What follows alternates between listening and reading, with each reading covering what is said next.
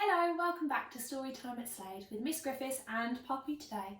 Today I'd like to share with you a book that might be really important to us at the moment because I'm sure there's lots of things that we're thinking about and that are on our mind, and I think this book is perfect to show us what to do when we have those feelings. It's called Ruby's Worry by Tom Percival.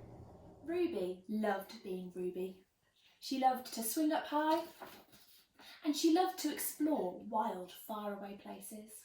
Sometimes she even went all the way to the very bottom of the garden. Ruby was perfectly happy until one day she discovered a worry. It wasn't a very big worry. In fact, it was so small that at first Ruby hardly noticed it. But then the worry started to grow. Each day it got a little bit bigger.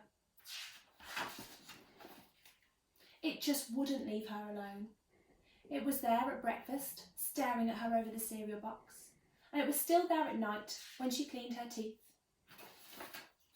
The funny thing was that no one else could ever see Ruby's worry, not even her teacher. So Ruby pretended that she couldn't see it either. She tried to carry on as if everything was normal, but it just wasn't. The worry was always there, stopping her from doing the things that she loved. Ruby wondered if the worry would ever go away. What if it didn't? What if it stayed with her forever? Ruby didn't realise, but she was doing the very worst thing you can ever do with a worry.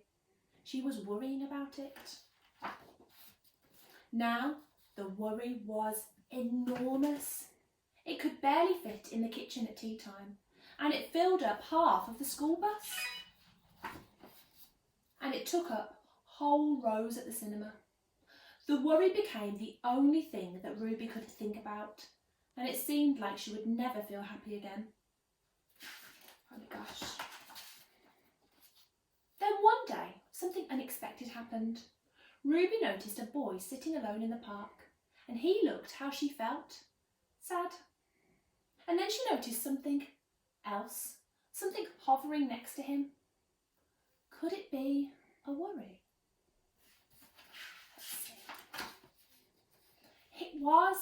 Ruby realised she wasn't the only person with a worry after all. Other people had them too. She asked the boy what was on his mind, and as he told her, the strangest thing happened. His worry began to shrink. Then Ruby did the best thing you can do ever if you have a worry. She talked about it, and as the words tumbles out, Ruby's worry began to shrink until it was barely there at all. Soon, both of their worries were gone.